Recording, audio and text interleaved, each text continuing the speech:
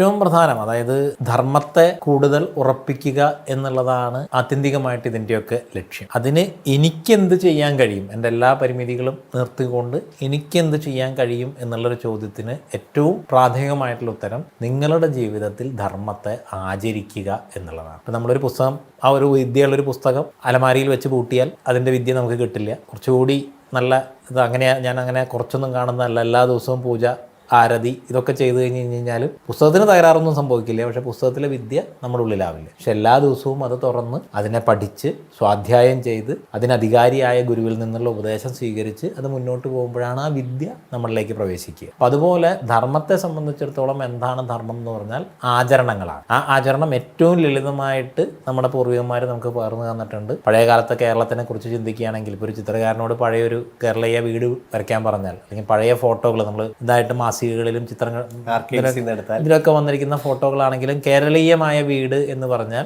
ഒരമ്മൂമ്മ നിലവിളക്ക് കത്തിച്ച് കുട്ടികളും മറ്റുള്ള എല്ലാവരും ചേർന്നിരുന്ന് നാമം ജപിക്കുന്ന ചിത്രമായിരിക്കും. ഇന്ന് അങ്ങനെ നാമം ജപിക്കുന്ന വീടുകൾ നമുക്ക് കാണൽ വലിയ ബുദ്ധിമുട്ടാണ്. അപ്പോൾ ഏറ്റവും ലളിതമായിട്ട് ഈ നാമജപത്തിന്റെ ശക്തി എന്ന് പറയുന്നത് അർത്ഥമറിയാതെ ജപിക്കുമ്പോൾ പോലും കാട്ടാളൻ മഹാകവിയായിട്ടുള്ള ശക്തിയുള്ള ഇതാണ് നാമജപം. ഏറ്റവും ലളിതമായ ഉപാധിയാണ്. ഈ സംസാര സാഗരം കടക്കാൻ ആ ഒറ്റ തോണി മതി താനും. യജ്ഞങ്ങളിൽ ഞാൻ ജപയജ്ഞമാണെന്ന് ഭഗവാൻ പറയുന്നുണ്ട്. അപ്പോൾ ആ ഒരു അത്തരത്തിലുള്ള ആചരണങ്ങൾ ഏതൊക്കെയാണോ നമ്മുടെ പൂർവികന്മാർ നമുക്ക് പകർന്നു തന്നിട്ടുള്ള, നമുക്കൊരു കുലദേവതയുണ്ട്, ദേശദേവതയുണ്ട്, ആ ദേവതയുടെ ആരാധന എന്ന് പറയുമ്പോൾ നിങ്ങൾ വലിയ ഉത്സവം നടത്തണമെന്നോ ഒന്നുമല്ല. ഒരു വിളക്ക് വെച്ച് ആ സങ്കല്പത്തിലൊന്ന് നമസ്കരിച്ചാൽ അത് തന്നെ ധാരാളം. നിങ്ങളുടെ എല്ലാ പരിമിതിയും അനുസരിച്ച് നാമം ജപിക്കുക, അങ്ങനെ തുടങ്ങിയിട്ടുള്ള ആചരണങ്ങൾ. ആ ആചരണങ്ങളിൽ നമ്മൾ പങ്കാളികളാവുക. നമ്മൾ പങ്കാളികളായാലേ നമ്മളെ കണ്ട് കുട്ടികൾ പഠിക്കുള്ളൂ. കാരണം കുട്ടികൾ പറഞ്ഞു കേട്ടല്ല, കണ്ടാണ് പഠിക്കുക. അപ്പോൾ നമ്മളതിൽ പൂർണ്ണമായിട്ടും മുഴുകുന്നത് കാണുമ്പോൾ കുട്ടികൾക്കും അതിൽ മുഴുകാൻ താല്പര്യം ഉണ്ടാവും. അങ്ങനെ ധർമ്മത്തെ